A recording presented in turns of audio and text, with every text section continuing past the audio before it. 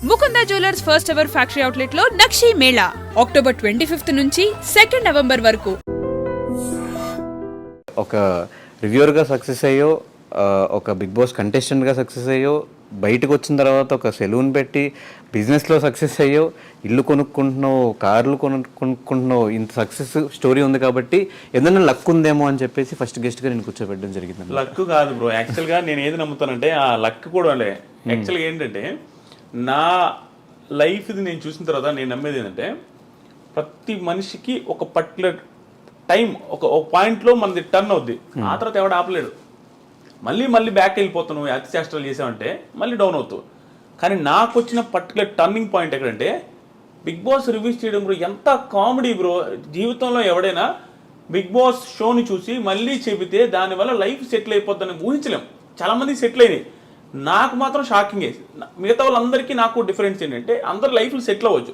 నా life settle అవ్వడమే కాకుండా బిగ్ బాస్ కంటెస్టెంట్ లోపల పోయి వచ్చా. అది చాలా మిరాకిల్. ఇది వెళ్ళి రావడం, అక్కడ సక్సెస్ అయ్యి రావడం. అక్కడ నాకు టర్నింగ్ పాయింట్ ఎక్కడ వచ్చిందంటే హెవీ ప్రాబ్లమ్స్ ఫేస్ చేసిన ఆదిరెడ్డి.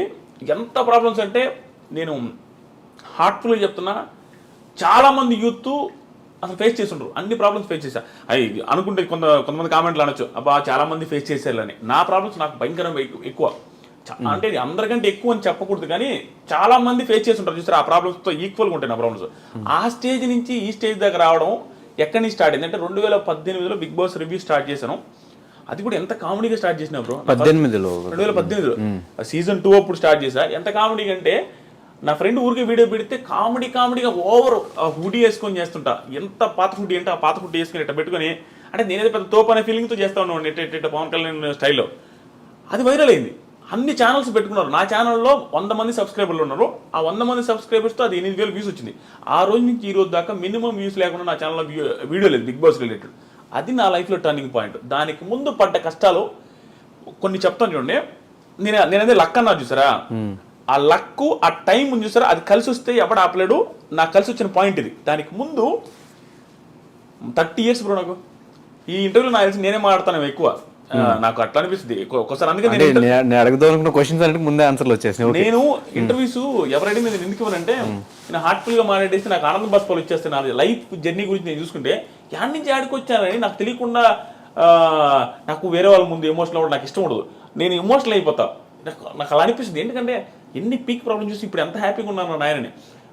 ఇప్పుడు 30 ఇయర్స్ ఉన్నాయి బ్రో.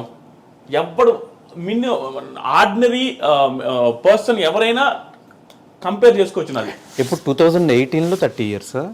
2018లో 30 కాదు, 2018లో నాకు 28 ఏమో. నా పెళ్ళి 8 ఏమో 30 ఇయర్స్. ఓకే. సో 30 ఇయర్స్ వరకు నేను 29 ఇయర్స్ వరకు నేను సెటిల్ అవ్వలేదు. సెటిల్ ఇన్ ద సెన్స్ ఏమీ లేదు నా లైఫ్లో. మా ఒక సింధనూరు అనే ఊరు ఉంటుంది, నేను ఇది ఎక్కడ చెప్పలా. నేను ఎలక్ట్రికల్ ఇంజనీర్. కొన్ని నేను చెప్పలేను. మరి ఓవర్ డ్రామాటిక్గా ఉంటుంది నా లైఫ్ స్టోరీని. కొన్ని చెప్పను ఈరోజు, కొన్ని చెప్పలేను. కానీ ఎందుకు చెప్పాలి అంటే ఆడియన్స్లో మీరు రివ్యూ స్టార్ట్ చేసిన తర్వాత మిమ్మల్ని చూసి ఓకే ఇలా కూడా సంపాదించేసి డబ్బులు అని చెప్పి యూట్యూబ్లో చాలామంది రివ్యూ స్టార్ట్ చేసిన వాళ్ళు ఉన్నారు. వాళ్ళు సక్సెస్ అయ్యి వాళ్ళ లిమిట్లో వాళ్ళు సంపాదించుకుంటున్న వాళ్ళు కూడా ఉన్నారు. కాబట్టి ఇలాంటి స్టోరీస్ అని వింటే అందరికీ ఇన్స్పిరేషన్గా ఉంటుంది కాబట్టి అడుగుతున్నా క్వశ్చన్. సింధనూరు అనే ఊర్లో నేను ఎలక్ట్రికల్ ఇంజనీర్ అయి ఉండి పరిస్థితి బాగాలేక సివిల్ ఫీల్డ్లో సివిల్ ఇంజనీర్ యాక్టింగ్ చేస్తూ తార్ రోడ్ల దగ్గర ఇలా పెట్టి ఆ మీటర్ ఉంటుంది. ఓన్లీ సివిల్ ఇంజనీర్స్ కంపేర్ చేసుకోవచ్చు, వాళ్ళకి అర్థమవుతుంది. ఎన్ని సెంటీమీటర్స్ తారు వచ్చిందని ఇటు చూడాలి ఉంగి. అది చేసేవాడు నేను. మొత్తం నల్లగా అయిపోయి తార్ రోడ్డు ఇక్కడ 13,000 14,000 ఇచ్చేవాళ్ళు. అక్కడ పని చేస్తున్నప్పుడు అక్కడ చిన్న రూమ్ ఇస్తారు మాకు. ఆ రూమ్లో ఉన్నప్పుడు మా నాన్న ఒకరోజు కాల్ చేసిండు. బాధపడతా. అప్పుడు పోయి పొజిషన్ చాలా బ్యాడ్గా ఉండేది అనమాట. ఎట్టొకటి చేసుకోరా, సెటిల్ అవ్వరా, నువ్వు నీది ఒకటే నాకు బాధ. ఎందుకంటే బాధ నాది ఒకటే కాదు, మా చెల్లెళ్ళు బ్లైండ్, మా చెల్లికి కనిపించదు, మా చెల్లి పెళ్లి చేసుకొని అంటుంటుంది. అదొక పక్క మా నాన్నకి బాధ ఉంది. ప్లస్ మా మదర్ సూసైడ్ చేసుకొని చనిపోయి ఉన్నారు, అదొక బాధ ఉంది. ఫైనాన్షియల్గా బీభత్సమైన ప్రాబ్లమ్స్లో ఉంది, పీక్ ప్రాబ్లమ్స్. 11 లక్షల చిల్లర బ్యాంకులో లోన్స్ ఉన్నాయి మా నాన్నకి. నాకు తెలుసు. నేను రాజకీయాలు పెద్ద కాన్సన్ట్రేట్ చేయను, కానీ ప్రతిసారి ఎలక్షన్లకు ముందు ప్రతిసారి దేవుడిని మొక్కునేది తెలుసు. ఒకప్పుడు మా నాన్న మా అకౌంట్లో అదే మా లోన్స్ ఏదైతే ఉంటాయో చూస్తారు అగ్రికల్చర్ లోన్స్, అవి అయితే వెళ్ళిపోవాలా. అది ఎవడు హామీ ఇస్తే వాళ్ళు గెలవాలని కోరుకునేది. చాలామంది ఇచ్చారు అట్లాంటి హామీలు. ఈసారి అగ్రికల్చర్ లోన్స్ మొత్తం పోతాయి, వాళ్ళు ఇచ్చారు, వీళ్ళు ఇచ్చారు, అన్ని ఈ గవర్నమెంట్ ఇచ్చింది, ఆ గవర్నమెంట్ ఇచ్చింది. ప్రతిసారి నేను ఎవరికి హామీ ఇస్తే వాళ్ళు గెలవాలనుకునేవాడిని. అంటే నాకు లైఫ్లో ఇంకేం గోల్స్ ఉండేది బ్రో. నా లోన్స్ క్లియర్ అయిపోతే మా నాన్న హ్యాపీ, నేను హ్యాపీ అనుకునేవాడిని. అలా మా నాన్న ఆ రోజు సింధనూరు దగ్గర ఫోన్ చేసినప్పుడు మాట్లాడాడు. అది నాకు ఇప్పటికీ గుర్తుంది. ఆ రోజు నుంచి మళ్ళీ ఆ 30 ఏళ్ళు అని చెప్పేసి సరే పెళ్ళి అయ్యే రోజు వరకు నాకు పిల్లని ఎవరు ఇచ్చేవాళ్ళు లేరు బ్రో. అంటే ఇంకా నా పెళ్లి గురించి టాకే వచ్చేది లేదు మా ఇంట్లో. ఎందుకు సంపాదించట్లేదన్నా లేకపోతే? నేను అప్పుడు ఎంత బ్రో 48 కేజీలు పెట్టినోని, 50 కేజీలు నా హైట్ ఇంతే ఉండదు, 6.3 48 కేజీల వెయిట్తో మా అమ్మ సూసైడ్ చేసుకున్న ఇంటికి ఎవరైనా అంటే ఎందుకు సూసైడ్ చేసుకున్నదో, ఎన్ని ప్రాబ్లమ్స్ ఉన్నాయో, ఆ ఇంటికి మళ్ళీ కోడలు ఎవరైనా ఇవ్వాలనుకుంటారా? ప్లస్ మా ఇంట్లో మా చెల్లి అలాగే ఉంది, ఒక పర్సన్ హ్యాండిక్యాప్డ్ పర్సన్ ఉండే ఇంటికి ఎవరు ఇవ్వాలనుకోరు. అలాంటి సిచ్యువేషన్లో ఉన్న నాకు పెళ్లి తాటు మా ఇంట్లో లేదు, నాకు లేదు. ప్లస్ అప్పులు నేను అందరికీ తెలుసు. ఆ పొజిషన్ నుంచి 30s నాకు ఎలా ఉన్నాడు చూడు, నా పెళ్లి కాలేదు. ఎవరికైనా ఒక పర్సన్కి ఎలా ఉంటుంది బ్రో, జాబ్ లేదు, పెళ్లి కాలేదు, అందరూ అడుగుతారు. మన ఫ్రెండ్స్కి మన ఫైనాన్షియల్గా ఇదేంది తెలియదు. మన బీటికి ఫ్రెండ్స్కి ఏమంటారు, ఫోన్ చేసి ఏమమ్మా ఎప్పుడు పెళ్ళి అంటారు. మనం ఏం చెప్పలేము, ఏం చేస్తున్నారు అంటారు, ఏమి చెప్పలేని పొజిషన్. ఆ టైంలో వెనక ముందు ఆలోచించుకుంటే అంటే ఇంకా లిటరల్గా ఆ పొజిషన్ ఎట్లా ఉందంటే నిల్ అనమాట బ్రెయిన్లో. అంటే ఇంక మనకు ఆలోచించడానికి కూడా ఎట పోతే అట్ట వదిలేసిన, అసలు మొత్తం ఫ్రీగా వదిలేయబట్టే బిగ్ బాస్ రివ్యూ చేసిన కామెడీగా. అంటే నీకు ఒక టైం వస్తుంది బ్రో, నేను కాన్సన్ట్రేట్ చేసి నా లైఫ్ని నా కెరీర్ టర్న్ అవ్వాల, నోటుకు వచ్చినట్టు వదిలేస్తే కెరీర్ ఒక మలుపుకి వచ్చింది. అలా కామెడీగా చేసిన బిగ్ బాస్ రివ్యూస్. ఆ తర్వాత నాకు తెలియదు అసలు బిగ్ బాస్ రివ్యూస్ చేస్తే డబ్బులు వస్తాయని కూడా. 30,000 సబ్స్క్రైబర్స్ ఎంతో మానిటైజ్ చేశారు. అప్పటి నుంచి డబ్బులు స్టార్ట్ అయింది. 70,000 రూపీస్ ఫస్ట్ ఇయర్ నాకు వచ్చిన రెవెన్యూ. 70,000 రూపీస్ వస్తే మా అక్క నాతో అనేది భయంకరమైన ప్రాబ్లమ్స్ చూస్తున్నాం. మా అక్క కూడా దగ్గరుండి ఎప్పుడైనా వాళ్ళ ఇంట్లో పెట్టుకొని ఫుడ్ పెట్టి వాళ్ళ ఇంట్లో నన్ను బాగా చూసుకుంటున్నాను ఉండేవాళ్ళు. మా అమ్మ చనిపోయిన తర్వాత 70,000 వచ్చిన మా అక్క కాల్ చేసి ఏమన్నా తెలుసా, అమ్మయ్య ఇంకొక 1.5 లక్ష 2 లక్షలు చేసుకోరా మొత్తం, నీకు ఎట్ట కూడా పెళ్లి చేద్దాం, ఆ 2 లక్షలు ఇంకొక 1 లక్ష ఎట్లా కూడా అప్పు చేసి నీ పెళ్ళి అయితే బాగుంటుందని అని. మా అక్క కూడా హోప్ వచ్చింది, 70,000 సంపాదించినని. అక్కడ స్టార్ట్ అయిన నా జర్నీ. లాస్ట్ బిగ్ బాస్ రివ్యూస్లో ఒక మంత్కి 39 లక్షలు మీరు ఆల్రెడీ చూసుంటారు, అక్కడ దాకా వచ్చింది. నేను ఈ వీడియోలో ఇవి చెప్పేది పొగరుగా చెప్పట్లేదు బ్రో.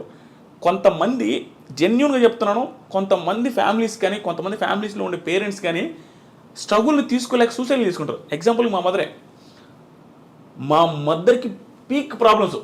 మా ఇంట్లో అందరికీ ఏంటంటే ఆస్తులు ఉండేవి బ్రో. ఆస్తులు ఎలాంటి ఆస్తులు, మెట్ట ప్రాంతం అది. ఆస్తులు అయితే ఉంటాయి చెప్పుకోవడానికి, 8 ఎకరాలు 9 ఎకరాలు 10 ఎకరాలు అంటారు, కానీ అవి ఎవడు కొండవు దాంట్లో పంటలు పండవు. ప్లస్ పల్లెటూరులో ఉండేవాడు పీక్ ప్రాబ్లమ్స్ వచ్చినా అవి అమ్మడు.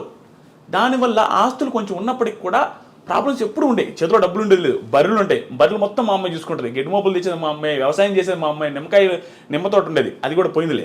అక్కడికి పోయేది మా అమ్మాయి, మాకు వండి పెట్టేది మా అమ్మాయి, 4 పిల్లకాయలని. అన్నీ చూసుకునేసరికి మా అమ్మకి బాగా, మా అమ్మ కూడా హైట్ ఎక్కువ, సన్నంగా ఉండేది. అంత ప్రాబ్లమ్స్ ఫేస్ చేస్తే ఒకసారి హోటల్ ఉండేది మాకు.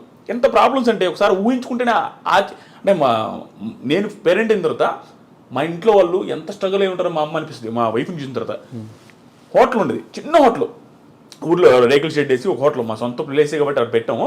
బోండాలు, ఇడ్లీలు, పూరీలు అన్నీ చేసి మా అమ్మాయి పెట్టి మా అమ్మాయి వండి అందరికీ పెడతా ఉండేది. అవే డబ్బులు వస్తూ ఉండేవి. అప్పుడు మేము హ్యాపీగా ఉన్నాం. ఆ టైంలో ఆ హోటల్ పెట్టిన టైంలో మా మంచి సక్సెస్లో ఉండేది. ఓకే కొంచెం డబ్బులు చూస్తున్నాం.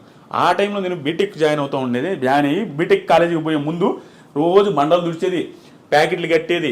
నాకు ఇష్టం ఉండదు, ఎవరికి ఇష్టం ఉంటుంది బ్రో, బిల్డప్ ఇవ్వాలని ఎవరికైనా ఉంటుంది. మిడిల్ క్లాస్ పర్సన్ బిల్డప్ ఇస్తాం. బీటెక్ స్టూడెంట్ అంటే ఏమనిపిస్తుంది, సో బిల్డప్ ముందు అనుకునే వాళ్ళం. ఆ ప్యాకెట్లు కట్టుకుంటా అవి క్లీన్ చేసుకుంటూ ఉండేది. ఆ టైంలో మా అమ్మకు ఒకరోజు నేను పూరి చేస్తా, పూరి బాండలు మొత్తం కాలం మీద పడిపోయింది. వేడి ఆయిల్ డైరెక్ట్ పూరీలు చేస్తూ ఉంది, అది స్లిప్ అయి పడిపోతే ఆ పడ్డ కాళ్ళంతా కాలిపోయింది, ఎగిరొచ్చి ముఖం మీద అంతా పడ్డాయి. మొత్తం ముఖం కాలింది, కాళ్ళు కాలి. మా అమ్మ ఆల్మోస్ట్ 3-4 నెలలు బెడ్ రెడ్. అక్కడి నుంచి అంటే ఆ రోజు నుంచి మా అమ్మకి మొత్తం టర్న్ అయింది. అంటే ప్రాబ్లమ్స్ ఏమి ఎక్కువ ఉన్నాయి, లోన్స్ ఏమి ఎక్కువ ఉన్నాయి, మా చెల్లెలది ఒక బాధ, ప్లస్ మా నాన్న పెద్దగా వర్క్ చేయడు, నాదొక బాధ, నాకు జాబ్ లేదు, ఇవన్నీ బాధలు పెట్టుకొని ఆ టైంలో మా అమ్మ ఏమనిపిస్తుందంటే ఈ పెయిన్స్ ఎక్కువ ఉండేవి, బ్యాక్ పెయిన్ ఎక్కువ వచ్చేది, ఈ ఆయిల్ పడ్డ మంటలు ఎప్పుడు ఉండేవి. దానివల్ల సడన్గా ఒకరోజు సూసైడ్ చేసుకుని చచ్చిపోయింది. అది ఎందుకు చచ్చిపోయింది, ఏమి రీజన్స్ అనేది తెలియదు. మాకు అర్థమైంది ఏంటంటే ఎప్పుడు బ్యాక్ పెయిన్ అంటూ ఉంటుంది, ఈ మంటలు అంటూ ఉంటుంది, పరిస్థితులు బాగాలేవు, అప్పులు ఎట చేయాలనేది. ఎందుకంటే మా అమ్మ ఒక్కటే కష్టపడుతూ ఉంటుంది. అవన్నీ తట్టుకోలేక సూసైడ్ చేసుకుని చచ్చిపోయింది బాత్రూమ్కి వెళ్ళి. అది కూడా నార్మల్. ఆ రోజు కూడా లాస్ట్ ఫుడ్ తిని నేనే గోంగూర పచ్చడి నాకు ఎప్పటికీ గుర్తుంది. అంటే మన బెల్ల పెట్టుండదు తెలుసాను. ఇప్పుడు నేను రిగ్రెట్ ఫీల్ అవుతా. ఆ రోజు కూడా నాకు ఇప్పటికి గుర్తు. ఏంది మా ఈరోజు కూర అంటే పచ్చడి రానిది. పచ్చడితో ఏంది అంటే మా ఇది సరే పెట్ట 2 ముద్దలు తిని నేను తినలేను, తిను. మన బిహేవియర్ అట్లా ఉంటుంది. బిల్డప్ ఇస్తుంటాం కదా, ఇసిరేసేది ప్లేట్లు, అదే విధంగా ఉండేది. అక్కడ పెట్టేస్తే మా అమ్మాయి లాస్ట్లో సరే నేను తింటలేపు అన్నది పెట్టేసి మా ఫ్రెండ్ వాళ్ళ ఇంటికి వెళ్ళిన రోజు ఆడే పడుకునేది మా ఫ్రెండ్ వాళ్ళ ఇంటి, ఎందుకంటే చిన్నప్పుడు మా ఇంట్లో దొంగలు పడ్డారు, అప్పటి నుంచి నాకు దొంగలు అంటే భయమే, మా ఇంట్లో పడుకున్నాను. అక్కడికి వెళ్తే నేను వేరే ఫ్రెండ్స్తో ఫోన్ మాట్లాడుతున్నా 11-11:30 టైంలో, నాకు ఫోన్లు వస్తా ఉన్నాయి మా ఇంట్లో నుంచి నాన్ స్టాప్గా, కట్ చేస్తా ఉన్నా, మనకి ఓవరు కట్ చేస్తున్నా. ఒక టైంలో ఏక ఫోన్ చేస్తానంటే ఇంటికి అడిగినా అన్నాడు. మర్చిపోయింది, నేను ఎత్తలా, ఫోన్ ఎత్తకపోతే నా ఫ్రెండ్ లోపల ఇంట్లో ఉన్నాడు, వాడికి ఫోన్ చేసి అది ఈయన ఫోన్ ఎత్తట్లేదు, ఒకసారి ఇంటికి రమ్మని అన్నాడు. వాళ్ళకి మా అమ్మ చచ్చిపోయిన విషయం చెప్పేశారు, అలా చెప్పేశారు. నేను బయట ఫోన్ మాట్లాడుతున్నా నైస్గా, వాడు పప్పు తిన్న అన్నంతో వచ్చిండు బయటికి వచ్చి, మామ మీ ఇంటి దాకా పెద్ద మామ అన్నాడు. నువ్వు పోయి రాపరా, మీ అన్నతో నాకు పని ఉందంటే నువ్వు పోయి రాపరా. వాడేమనంటే ఎక్స్ట్రా చెప్పుడు రామమ్మ అనేసరికి సరే అని నేను ఫోన్ పెట్టకుండా మధ్యలో కూర్చొని బైక్లో మాట్లాడుతూ ఉన్నా. వాడులా మా ఫోన్ పెట్టు మామ అన్నాడు, ఫోన్ పెట్టి అన్నాడు. పెట్టేసిన తర్వాత వాళ్ళ తమ్ముడు నా వెనక కూర్చోన్నాడు, నేను మధ్యలో ఉంటే వాడు చెయ్యి నా మీద వేస్తుంటే వాడు పప్పు అన్నం పప్పు అంతా ఉంది. రే హరీష్ చెయ్యి కూడా కడుక్కోవాలన్నా, రే మనకేం తెలియదు కదా, ఈ చెయ్యి కూడా కడుక్కోలే ముండనాయుడు అంటా ఉన్నా. మర్చిపోయిన అమ్మ అంటుడు. పోతే మా అమ్మ మా ఇంటి చుట్టూ జనాలు ఉన్నారు, ఏంది వీళ్ళందరూ ఈ టైంలో ఉంటే ఏమైనా గొడవ అయింది ఇంట్లో, ఎందుకు ఏంటి అసలు. పోగానే మా అమ్మని బయట తెచ్చున్నారు, గుండెల మీద వస్తూ ఉన్నారు. అబ్బా నాకు అంటే నేనే ఉన్నాను బతుకుంది అనుకున్నా, ఎంత అప్పుడు ఇంకా వెంటనే చూడగానే చచ్చిపోయింది. నేను మిద్ది మీద పోయి బీభత్సంగా ఏడ్చిపోవడానికి ఆ రోజు నుంచి దాదాపు 1 month నేను ఫుల్ స్ట్రగుల్ అయిపోయినా. యాక్చువల్గా నేను బాధపడను, అమ్మ నేను ఎమోషనల్ అయిపోతా స్వామి నిజంగానే. యాక్చువల్గా నేను బాధపడను, ఆ టైంలో నా బాధ అంటే తెలిసింది. అంటే వెరీ రెక్లెస్ క్యాండిడేట్ బ్రో. అంటే రెక్లెస్ అంటే మనకి ప్రేమ ఉంటుంది, చాలా మంది పిల్లకాయల దగ్గర యూత్ దగ్గర ఉండేది ఇదే, అమ్మన్న నాన్న ఇష్టమే, తెలియకుండా కోపాలు ఎవరి మీద చూపించలేక ఇంట్లో సిరీస్లు కొడుతూ ఉంటారు ప్లేట్లు. నేనంతే, పప్పుచారు అంటే ఇష్టం, పప్పుచారు చేయకపోతే నేను ప్లేట్ ఇస్తుండేది, ఏంది కూరలు ఎప్పుడు ఇదేనని. పరిస్థితులు బాగాలేవు, అది మనకు తెలిసినా కూడా బిల్డప్ ఇస్తుంటాం. ఆ సిచ్యువేషన్ అప్పుడు నాకు అన్నీ గుర్తొస్తుంది, ఎంత ఓవర్ చేసాము అని. కానీ నిజంగా చెప్తున్నా బ్రో, మా అమ్మ చనిపోయే ముందు 2 months 2-3 months మా అమ్మని భయంకరంగా అర్థం చేసుకుందాను. చెప్పిన ప్రతి మాట వినేవాడిని. ఎందుకో మా అమ్మ భయంకర స్ట్రగుల్ అవుతుంది నాకు అర్థమైంది. అక్కడ ఒక టైం వస్తుంది చూసారా, మనం కూడా ఎంత ఎదవైనా అర్థం చేసుకుంటాడు, ఆ పక్కలో నేను ఎంత ఇబ్బంది పడుతున్నాను ఆ టైం నేను మళ్ళీ అర్థం చేసుకునేది బ్రో. చిన్న మాట, ఒకప్పుడు నేను రోడ్లో పేరాపర్ వచ్చినాడు అంటే నేను మాపము అనేవాడిని. అలాంటిది ఒక మాట చెప్పిన వెంటనే వెళ్ళేవాడిని. మా అమ్మకి భలే నేను ఒక్కని ఎంత బాగా వింటున్నాడు అనే ఫీలింగ్లో ఉండేది. కానీ సడన్గా చేసుకునేసరికి మాకు ఎవ్వరికి అర్థం కాల. అది ఎట్లా అంటే బాత్రూమ్ రేకులు బాత్రూము, మా అమ్మ 5.7 5.8 ఉంటుంది, ఆ ఎత్తు 5.9 ఉంటుంది అంతే ఆ బాత్రూమ్. అంటే మనిషి ఊరేసుకొని ఏలాడాలంటే కాలు తగులుతుంటాయి. ఎలా ఎంత ఇబ్బంది పడి ఊరేసుకున్నదని మాకు ఇప్పటికీ ఆశ్చర్యం అనిపిస్తుంది, ఎంత పెయిన్ ఉంటే బాధపడద్దని. ఈ సుత్తంతా నేను ఎందుకు చెప్తున్నా అంటే, సుత్తి కాదు, చాలా మందికి ఇది ధైర్యాన్ని ఇవ్వాలి నాకు. ఆ పొజిషన్ నుంచి మా అమ్మ లైఫ్ మారదులే, ఇంకా నా జీవితమే ఇంతే అనుకుని సూసైడ్ చేసుకుంటే, అంటే మీరు నేను ఇంకా నా లైఫ్ మారదు అనుకుంటే, నేను ఇప్పుడు 20 మంది లైఫ్ని మారుస్తున్నా. నేను సెలూన్ పెట్టి నా సెలూన్లో 20 మంది పనిచేస్తున్నారు, నా చుట్టూ 5-6 మంది ఉంటారు, వాళ్ళ లైఫ్లు నేను చూసుకుంటూ ఉంటాను. ఇన్ని లైఫ్లు నేను మారుస్తుంటే మా అమ్మ లైఫ్ మార్చలేను అనుకున్నది. హోప్లెస్గా అయిపోయి సూసైడ్ చేసుకుని చచ్చిపోయింది, ఇంకా ఆనందం ఉంటుంది. అదే మా మదరు సూసైడ్ చేసుకోకుండా ఎదిరించి పోరాడి ఇక్కడ దాకా ఉండుంటే, ఈరోజు మా మదర్ ఉన్నప్పుడు నా సక్సెస్ ఇంకా ఎక్కువ ఉండేది కూడా, ఆనందంలో ఇంకా హ్యాపీగా ఉండదు. ఇప్పుడు మేము వీడియో చేస్తున్నాం, మా అమ్మ మదర్ కూడా మా వీడియోస్లో ఉండుంటే ఇంకా ఎంత బాగుంటుంది. ఇవన్నీ ఆలోచించుకుంటుంటే నాకు అనిపిస్తుంది, ఒరే నాయన సూసైడ్ ఎందుకు చేసుకుంటారో, నా లైఫే బెస్ట్ ఎగ్జాంపుల్. అసలు టర్నింగ్ పాయింటే ఉండదు, హ్యూజ్ ప్రాబ్లమ్స్ కానీ మా అమ్మ సూసైడ్ చేసుకున్నది. నా లైఫ్ ఈరోజు ఎట్టుంది, ఏ రకంగా ఉంది. మా ఊర్లో ఇంకొక ఎగ్జాంపుల్ నేను క్వశ్చన్ కూడా అడగ, నాకు మా ఊర్లో చిన్న ఎగ్జాంపుల్ చూడండి లైఫ్ మారడానికి. నేను జస్ట్ ఒక ఇంగ్లీష్ మాట మాట్లాడితే యా అన్న ఒకరి ముందు ఏదో అడిగితే యా అంటే మేము కానీ మెతుకులేదు కానీ ఇంగ్లీష్ రా నీకు అన్నారు. నేను 10th చదివేటప్పుడు ఆ పొజిషన్ అట్లా ఉండేది మాకు. ఆ రోజు నుంచి నా దగ్గర అప్పు తీసుకుని వాళ్ళు 10,000 ఎగ్గొట్టారు. అది అక్కడ దాకా వచ్చి ఇవన్నీ మా అమ్మ జోలు అయిపోయింది. ఇప్పుడు ఇంట్లో వాళ్ళకి ఎట్ట బ్రో, పల్లెటూరు ఆడవాళ్ళకి ఎట్ట, మా కొడుకు 30,000 శాలరీ అయితే 50 చెప్పుకుంటారు, అదే వాళ్ళకి ఆనందం. ఇవన్నీ మా అమ్మ చూడలేకపోయింది. ప్లస్ బంగారం ఉండేది లేదు, ఏ పెళ్ళిళ్ళకి పోయినా మా అత్తోళ్ళ దగ్గర తీసుకుని పోయేది. ఆ పొజిషన్ నుంచి ఈరోజు ఏమైనా కొనిచ్చే పొజిషన్ చూడలేకపోయింది. అందుకని ఆవేశపడకూడదు మనిషి. ప్రతి ఒక్కడికి నేనే సక్సెస్ అయినా బ్రో, నా దగ్గర టాలెంట్ లేదు, నేను జెన్యున్గా ఒప్పుకున్నా, నా దగ్గర ఏ టాలెంట్ లేదు, మాట్లాడతా అంతే. ఏది హార్ట్ఫుల్గా మాట్లాడతా, ఏది అనిపిస్తే అది మాట్లాడతా. టాలెంట్ లేని నేనే పెద్దగా చదివాను కూడా కాదు, ఓకే ఏదో వచ్చాయి. అలాంటి పర్సన్ నేనే సక్సెస్ అయిపోయి నా లైఫ్ మా ఫ్యామిలీ లైఫ్ మార్చేస్తే, ఎంతోమంది బీభత్సమైన టాలెంట్ ఉంటుంది, వాళ్ళు ఎందుకు చచ్చిపోవాలా, వాళ్ళు ఎందుకు సూసైడ్ చేసుకోవాలి, నాకు అర్థం కాలే. నువ్వు వెయిట్ చేయి, బిగ్ బాస్ తుప్పాస్ బిగ్ బాస్ చాలా మంది ఆ షోని తిట్టుకుంటూ ఉంటారు, ఇప్పుడు తెలియదు ఉంది అది ఒక షోని అంటారు. ఇన్ని చెప్తుంటే ఆ షో ఒక లైఫ్ మార్చింది, ఒక ఫ్యామిలీ లైఫ్ మార్చింది, మా తరాన్ని మార్చింది. ఇక్కడ నుంచి మా తరం స్టార్ట్ అయిపోద్ది, మా ఒక జనరేషన్ మార్చినట్టే. దాంతోపాటు నా చుట్టూ ఉండే ఒక 20 మంది బతుకుతున్నారు. దీంట్లోనే కెరీర్ ఎత్తుక్కోగలిగిన టైం వస్తే అన్ని కలిసి వస్తే, అలాంటిది వేరే వాళ్ళు ఎందుకు ఎత్తుకోలేరు? చదువుకొని బాగా చదువుకున్న వాళ్ళు. సో నేను ఈ ఇంటర్వ్యూలో కానీ ఎక్కడొచ్చినా నేను ఈ పాయింట్ నా జీవితం మొత్తం చెప్తా ఉంటా, సూసైడ్లు చేసుకోవద్దు. ఏ లైఫ్ ఏ టైంలో నీకు రోడ్డు మీద ₹1 దొరుకుతుందో తెలియదు. నీకు ఏ పిల్ల నిన్ను నచ్చి ఆ పిల్లకి 100 కోట్లు ఉంటే నీకు తెలియదు. నీకు ఎక్కడైనా చేంజ్ అయిపోవచ్చు, నీ లైఫ్ మొత్తం డిజాస్టర్ నుంచి హై క్లాస్లోకి వెళ్ళిపోవచ్చు. ఆ హోప్ ఉంచుకోండి, ఎవడు చచ్చిపోవద్దు. నీకు నిజంగా చచ్చిపోవాలనిపిస్తే, నీకు అసలు నీ పరిస్థితి బాగాలేదంటే ఆకలితో చచ్చిపోయి కావాలంటే ఇది వెయిట్ చేయి లాస్ట్ రోజు దాకా ఏది దొరకపోవచ్చు, నువ్వు ఎట్టగా చచ్చిపోతావు. అంటే నీకు నువ్వు చచ్చిపోవాల్సిన అవసరం లేదు. నువ్వు తట్టుకోలేకపోతే అది ఆటోమేటిక్గా అయిపోద్ది, చచ్చిపోవద్దు. అది నేను అనుకునేది. ఆ పొజిషన్ నుంచి ఈ పొజిషన్ దాకా వచ్చి చూసారా, నేను ప్రతిసారి చాలామందికి చెప్పేది అంటే, నేను నా ప్రాబ్లమ్స్ ప్రతిసారి చెప్తుంటా. ఎందుకు తెలుసా, నాకు ఇప్పుడు ప్రాబ్లం ఉంది నేను చెప్పట్లా. నేను డైరెక్ట్గా చెప్పే కదా 33 లక్షలు ఒక నెలలో వచ్చినాయి. నాకు ప్రాబ్లం లేవు, సింపతి కాదు ఇది. నాకు ఒకప్పుడు ప్రాబ్లమ్స్ ఉన్నాయి, ఇప్పుడు లేవని చెప్తున్నా. ఇది ఇన్స్పిరేషన్గా ఉంటుంది, జనాలు చూసేవాళ్ళకి అనే ఉద్దేశంతో చెప్తుంటా. ఎందుకంటే చూసేవాడికి ఒకటి, పోనీ వాడి పొజిషన్ ఆ రోజు ఇంత బ్యాడ్ అంటారా, మంది అంత బ్యాడ్ కూడా లేదు. ఇప్పుడు ఆడి లైఫే మారింది, మన లైఫ్ ఎందుకు మారదురా? ఎందుకు మనం చచ్చిపోవాలనే ఆ హోప్ రావాలి జనాలలో. సూసైడ్ చేసుకునే అంత ఎదవలు లేరు. మా అమ్మని ఇప్పటికీ మా ఊర్లో తిడతారు, ఎదవగాపోతే ఆ రోజు సూసైడ్ ఆ పిల్ల ఆ ఎదవగాపోతే అటు చచ్చిపోకుండా ఈ రోజు బంగారం ఉండి కదనే ఆవేశపడి ఆ పిల్ల అటు చేసుకున్నది కానీ మా అమ్మల్ని తిట్టా ఉంటారు అందరూ. అంతే కదా, చాలా ఇది బ్రో ఇవన్నీ. కానీ పర్ఫెక్ట్ ఎగ్జాంపుల్, 28 సంవత్సరాలకి ఒక రూట్ ఎంచుకుని సక్సెస్ అవ్వడం అంటే చిన్న విషయం కాదు. కానీ ఇన్ని రూట్స్ ఉండగా, అంటే రివ్యూస్ చెప్పాలి అని థాట్ వస్తే సినిమాల మీద చెప్పొచ్చు, పొలిటికల్గా చెప్పొచ్చు. అప్పటికి పొలిటికల్ రివ్యూస్, సినిమా రివ్యూస్ ఇవన్నీ ఇండస్ట్రీలో ఉన్నాయి.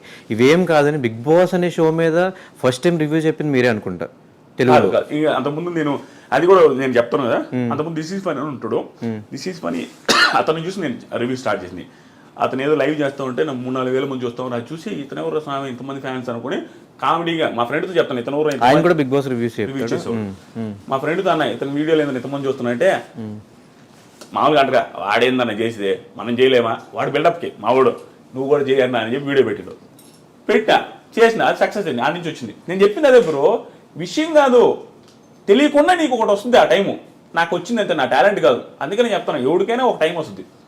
సో బిగ్ బాస్ రివ్యూస్ ఎందుకు చేసిన అంటే, నేను ఫస్ట్ యూట్యూబ్ ఛానల్ పెట్టి స్టార్ట్ చేసింది రైతుల గురించి వీడియోలు, రైతుల లాసులు కష్టాలు ఏంది, మీరేమో రైతులు అంటుంటే మీరు శ్రీరెడ్డి ఆవిడ వీడియోలు ఎక్కువ వేసుకుంటున్నారు, ఇంటర్వ్యూలు ఆవిడే వస్తున్నాయి. అప్పుడు ఫేమస్ ఆవిడ, ప్రతి ఒక్కటి కాంట్రవర్షియల్ భలే ఉండేది వ్యూస్. అట్లా ఉన్నారు, రైతులు ఊరు పట్టించుకోలేదని ఆ వీడియోలు చేస్తే ఎవడు చూసేదిలే. బిగ్ బాస్ గురించి చూడగానే అందరూ చూసారు. ఇంకా అందుకని బిగ్ బాస్ చేస్తాం. ఇప్పుడు ఏది వస్తే అదే చేస్తాం. డబ్బులు వస్తే ఏం తెలియదు. తర్వాత వచ్చినాయి 70,000 వచ్చినాయి, నెక్స్ట్ ఇయర్ 180,000 వచ్చినాయి, ఆ తర్వాత ఇంకొంచెం ఎక్కువ వచ్చింది, ఆ తర్వాత ఇంకొక ఎక్కువ వచ్చింది, తర్వాత బిగ్ బాస్కి వెళ్ళాం, తర్వాత ఇక్కడ దాకా వచ్చాం. ఆ టైంలో రైతులకి సపోర్ట్గా వీడియోస్ చేసి ఈరోజు రైతు బిడ్డకి సపోర్ట్ చేసావు బ్రో. అట్లా ఏం కాదు బ్రో, అట్లా అనుకోవచ్చేమో. కానీ రైతు బిడ్డకి సపోర్ట్ అంటే బ్రో ఒక్కటి చెప్తా, రైతు బిడ్డ అయినా ఇంకొకరి బిడ్డ అయినా డాక్టర్ అయినా ఎవరైనా ఆడితేనే సపోర్ట్ చేస్తారు జనాలు తంగలు కాదు. ఖచ్చితంగా ఆట ఏదో పాయింట్లో నచ్చితేనే సపోర్ట్ చేస్తారు. నచ్చకుండా అసలు ఓటు వేయాలంటే హాట్స్టార్ ఓపెన్ చేసి ఎవరికి ఓపుకుండదు. నేను మాత్రం నాకు అనిపించిందే చెప్తా, నాకు అనిపించినట్టు నాకు నిజంగా జెన్యూన్గా ప్రశాంత్ నాలాగే నాకేమనిపించిందంటే, ఒక నార్మల్ పర్సన్ వెళ్ళి అక్కడ ఆడడం చాలా కష్టం బ్రో. నువ్వు కూడా ఫ్యూచర్లో ఎప్పుడో కూడా వెళ్తామని అనుకుంటున్నా, వెళ్ళినప్పుడు చూస్తావు చాలా భయంకరమైన టఫ్ సిచ్యువేషన్స్ వస్తాయి అక్కడ. తెలియకుండా ఈజీగా అనిపిస్తుంది, అమ్మాయి ఏంద్రా ఫుడ్ ఉండదు, నిద్ర ఉండదు, ఆడల ముందు గుడ్లు మార్చుకోవాలా, ఇవన్నీ చాలా ఇబ్బంది. ఏంది బ్రో పొల్లు అనుకునేది ఆడల ముందు, ఎంత గలీజ్గా ఉంటుంది. అమ్మాయిలందరూ అందంగా ఉండే వాళ్ళు ఉంటారు, ఈడ వాళ్ళ ముందు పొల్లు అనుకుంటా ఉండాలి. అది చూడడానికి గలీజ్గా ఉంటుంది, ఏడంతా కారుకుంటా ఆ పుల్లం కూడా వాళ్ళ ముందు టవల్స్ కట్టుకోవడం చాలా ఇబ్బంది. అలాంటి సిచ్యువేషన్స్ని ఒక నార్మల్ పల్లెటూరు నుంచి వచ్చిన ట్యాకిల్ చేయడం చాలా కష్టం. నన్ను ప్రశాంత్లో చూసుకున్నాను. ప్రశాంత్ కూడా అదే సిచ్యువేషన్ ఉన్నట్టు చాలా ఇన్ఫీరియారిటీ ఉంటుంది, తెలియకుండా వీళ్ళందరూ క్లాస్కి ఉన్నారని. ఆ సిచ్యువేషన్ నుంచి ఏ టాస్క్ బ్రో నువ్వే చెప్పు, జెన్యూన్గా చెప్పు, ప్రశాంత్ ఏ టాస్క్ ఆడలేదు చెప్పు, ఆడలేదా? టాస్క్లు ఆడాడు. తర్వాత ఏదో ఒక రకంగా తెలియకుండా ఇంప్రెసివ్ అనిపించలేదు. ఏదో ఒక టైంలో ఇంత అనుకోలేదే, ఇది ఇంత ఉందా, పర్లేదు మనం అనుకున్న దానికంటే ప్రతి ఒక్కరు సర్ప్రైజ్ ఫీల్ అయి ఉంటారు.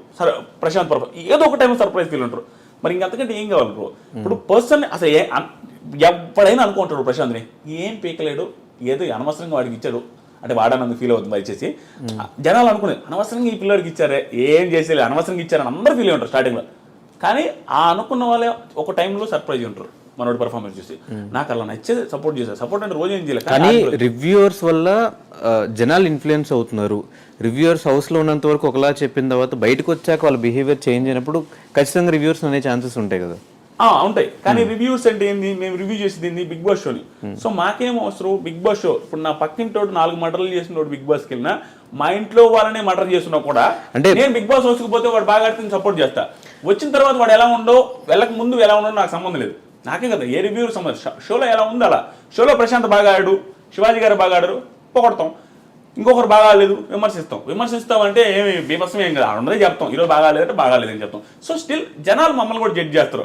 ఈడేం పెద్ద పుడింగ్ అంటే నేను ఆల్రెడీ పుడింగా, నేను ఒకరు బాగా ఆడలేదంటే వాడు నన్ను తిడతారు చూసి జనం. అది మేము యాక్సెప్ట్ చేస్తాం, ఎందుకంటే నార్మలే. మేము క్రిటిసైజ్ చేసినప్పుడు నన్ను క్రిటిసైజ్ చేయలేరా, యాక్సెప్ట్ చేస్తాను. అంటే ప్రాపర్గా రివ్యూ చేయగలిగితే బయటకు వచ్చాక బిహేవియర్ కూడా ముందే ఆడియన్స్కి అట్లా ఎక్కించి ఉంచుంటే అయిపోయేది కదా. ట్రూ బ్రో, చెప్తామనండి, అది గేమ్ షో బ్రో. నేను జెన్యూన్గా చెప్తున్నా, అక్కడ సిచ్యువేషన్స్లో నువ్వు ఎలా ఉండాలో అలా ఉండాలా. సో అది యాక్టింగ్ అనుకుంటారో, ఇంకోటి అనుకుంటారో, ఏదైనా అనుకుంటారు, నటించినా పర్లేదు. ఓకే, నువ్వు అక్కడున్న సిచ్యువేషన్లో నువ్వు బాగుంటే చాలు. నాకు ఏది మనకు అది ఇంప్రెసివ్గా అనిపించాలా. నటించడం అంటే నిజంగా నటిస్తే 100 రోజులు బీభత్సంగా నటిస్తే అంతకంటే టాలెంట్ ఏముంది బ్రో ఓటు వేయడానికి. 100 days ఎవడు బ్రో నటించగలుగుతాడు? అది హ్యూజ్ టాలెంట్. ఒక ఓటు వేయడానికి అదే ఆ టాలెంట్ సరిపోద్ది. 100 days నటించుంటే మీరు అన్నట్టు ఎవడో నటించలేడు. అక్కడ నువ్వు ఇంప్రెసివ్గా ఫీల్ అయితే చాలు, ఎలాగైనా ఉండండి, అది చాలు మాకు. బయటకు వచ్చిన తర్వాత ఎలా ఉంటుంది మేము ఎలా ప్రిడిక్ట్ చేయగలం? నేనేమంటానంటే అక్కడ ఉన్న సిచ్యువేషన్ తగ్గట్టు అక్కడ బిహేవ్ చేశారు. అవుట్ సైడ్ సిచ్యువేషన్ వేరే. అవుట్ సైడ్ పోలీసులు ఉంటారు, పల్లె ప్రశాంత్ అందరూ తొబ్బట్టరు. బయటకు వచ్చిన తర్వాత ఇలా చేశాడు అలా చేశాడు. లోపల పోలీసులు లేరు, లోపల క్రౌడ్ లేదు. బయటకు వచ్చిన తర్వాత క్రౌడ్ ఉంది, బయటకు వచ్చిన తర్వాత పోలీసు ఉంది. ఈ సిచ్యువేషన్ అక్కడ లేదు, ఆ సిచ్యువేషన్ ఇక్కడ లేదు. అక్కడ తగ్గట్టు అక్కడ ఉంటారు, ఇక్కడ తగ్గట్టు ఇక్కడ ఉంటారు. ఇదే క్రౌడ్తో ఇదే సిచ్యువేషన్, ఇదే పోలీసుల ముందు పల్లె ప్రశాంత్ బిగ్ బాస్ బిఫోర్ ఎక్కడ మనకు కనపడలే. ఎలా బిహేవ్ చేస్తారో మనకు తెలియదు. సిచ్యువేషన్ బట్టి మనిషి బిహేవ్ చేస్తారు, కానీ ప్రతిసారి ఒకే రకంగా ఎవడు బిహేవ్ చేయడు. కానీ ఆ సిచ్యువేషన్ ఒకేసారి కనిపించింది కాబట్టి మనకు తెలియదు అతను ఎలా ఉంటాడు. కాబట్టి మనమేమనుకున్నాము, అతను ఇలాగే ఉండాలని ఒక స్టాండర్డ్ పెట్టుకున్నాం అనేది నా ఫీలింగ్. నాకైతే జెన్యూన్ చెప్తున్నా, ప్రశాంత్ ఇలాగే డౌన్ టు ఎర్త్ ఉండాలా, ఇంత నోరు లేయకూడదు, ఇంత ఓవర్ చేయకూడదు అనే ఫీలింగ్ మనం పెట్టుకున్నాం. అంటే హౌస్లో అలా ఉన్నాడు కాబట్టి మనం బయటకు వచ్చాడు ఆబ్వియస్గా అలా అది అలా పెట్టుకున్నారు బ్రో. అంతేగాని అది తప్పు. ప్రశాంత్ చేసిన మిస్టేక్ అని ప్రశాంత్ కూడా యాక్సెప్ట్ చేస్తారు, శివాజీ గారు చెప్పారు, పోలీసులు చెప్పారు, అది మిస్టేకే. కానీ అత్యుత్సాహంతో జరిగింది తప్పించి ఏదో ఇదే ఆ బిహేవియర్ అయినా ఆ బిహేవియర్తో మాకు సంబంధం లేదు బ్రో. రివ్యూవర్స్కి ఎవరికి సంబంధం లేదు. మాకు బిగ్ బాస్ షోలో ప్రశాంత్ బాగా ఆడాడు, దెర్ ఈస్ నో డౌట్, అందుకే గెలిచాడు.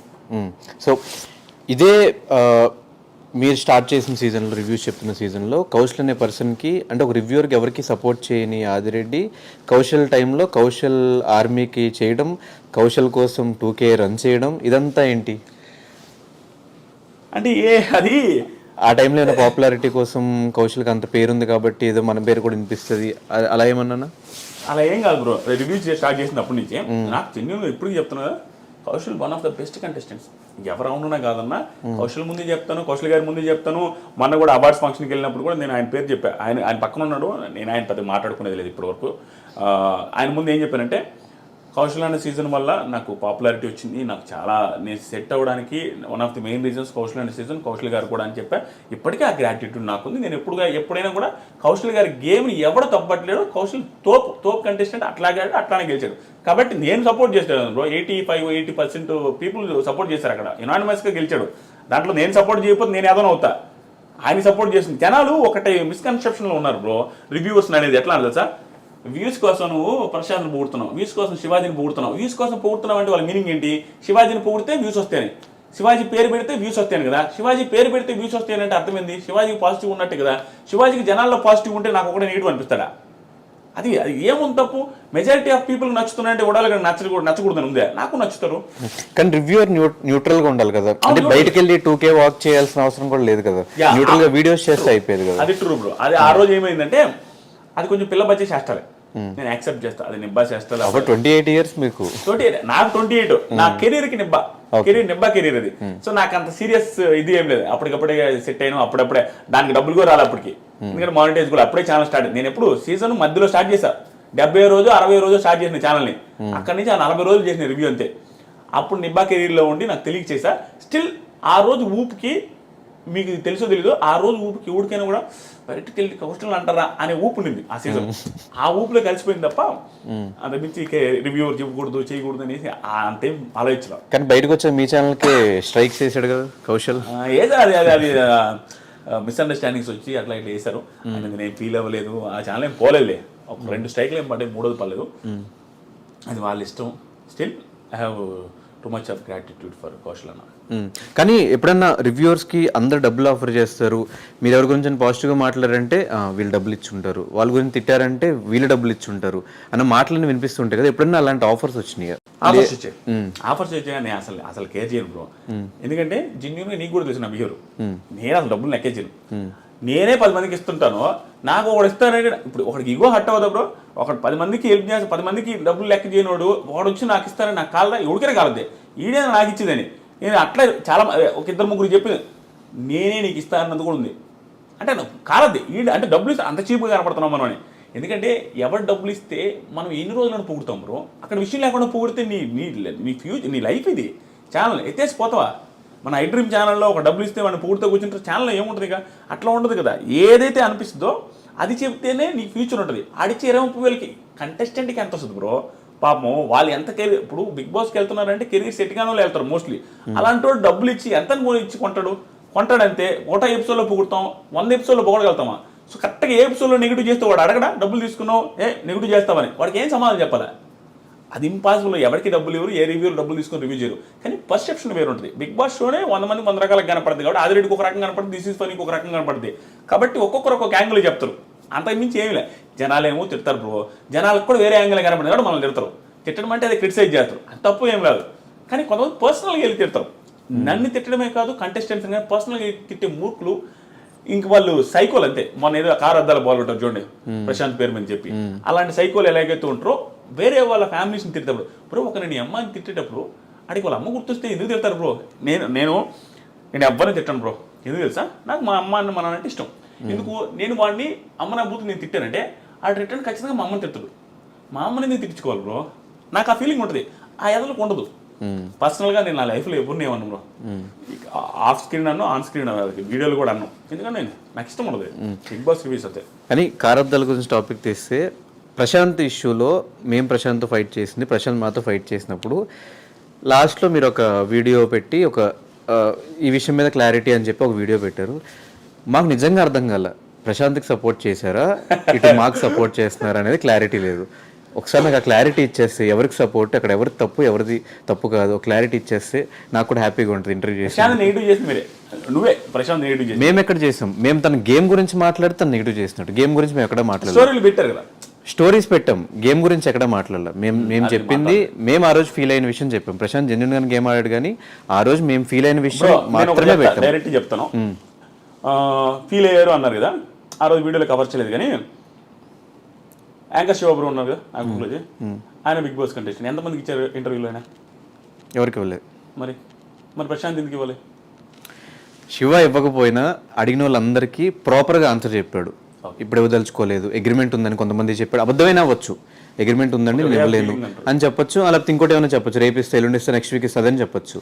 అంతేగాని మా పొలానికి రా ఇలాంటి మాటలేం శివ మాటలు. ఒకవేళ మాట్లాడే శివది కూడా తప్పే. ఓకే, నేను అదే డీలింగ్ నేను అది చెప్పాను. నేను కూడా నా వీడియోలో, నేను ఇప్పుడు ఆ వీడియో క్లారిటీ ఇస్తాను. నేను ఆ వీడియోలో కూడా చెప్పింది ఏంటి, ప్రశాంత్ మీడియా వాళ్ళు ఏదైనా నిజంగా ఏదో ఒక బూత్ తిట్టారనగా ఆ తిట్టునుంటే తప్పే అని చెప్పా. కానీ దానికి ప్రూఫ్ లేదు, నాకు ప్రూఫ్ ఉన్నట్టే మాట్లాడండి. అదేవిధంగా ఇది కూడా చెప్పాను, నేను న్యూట్రల్గా చెప్పాను, మీకు అనిపించవచ్చు, ఉన్నది చెప్పా. నీతో ఉన్న పరిచయానికి శివబ్రోతో ఉన్న పరిచయానికి వీళ్ళిద్దరు అంత ఓవర్ చేసి అంత చేసే మెంటాలిటీ కాదు. ఎందుకంటే నేను కూడా ఇంటర్వ్యూలో నేను ఏం చేయలేదు, ఈవెన్ యాంకర్ శివ కూడా అడిగాడు, నేను ఏం చేయలేదు. ఆయన మైండ్ సెట్ ముఖం మీద అట్లా అంటాడు, కానీ మరీ గ్రడ్జ్ పెట్టుకుని ఒక ఇంటర్వ్యూ కోసం చేసే చీప్ మెంటాలిటీ. ఎందుకంటే 2-3 సార్లు కలిసాను, నాకు తెలుసు.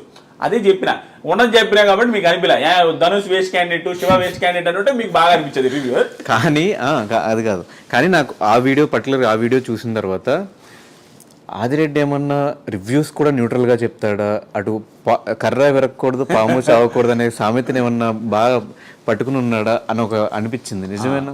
అది నిజం కాదు బ్రో. ఏంటంటే ఎవరు అవుదన్నా కాదన్నా అంటే నేను ఓవర్గా చెప్పుకునేది ఏం లేదు. నేను అసలు ఎప్పుడు చెప్పుకోను. నేను ఎప్పుడైనా నా దగ్గర టాలెంట్ లేదని చెప్తాను, నాకంటే బాగా రివ్యూస్ చెప్పుకోవాలని చెప్తాను. కానీ నా అదృష్టం కొద్దీ జనాలు అభిమానిస్తున్నారు కాబట్టి టాప్ రివ్యూ ఛానల్ ఎక్కువ వ్యూస్ వచ్చేది మందే. సో నా రివ్యూస్ని అందరూ చూస్తుంటారు కాబట్టి ఏది మిస్ చేసినా నన్ను వేసుకుంటారు. అది తెలుసు కాబట్టి నేను ఏది మిస్ చేయను. అది ఏది మిస్ చేయకుండా చెప్తున్నప్పుడు ఏమనిపిస్తుంది అంటే అన్ని యాంగిల్స్ కవర్ చేయడం వల్ల న్యూట్రల్ అనిపిస్తుంది. ప్లస్ కర్ర విరగదు పాము జావదన్న ఫీలింగ్ వస్తుంది. దానికి నేను ఏం చేయమంటారు, నేను అన్ని యాంగిల్స్ కవర్ చేస్తా, రెండు వైపులా మాట్లాడతా.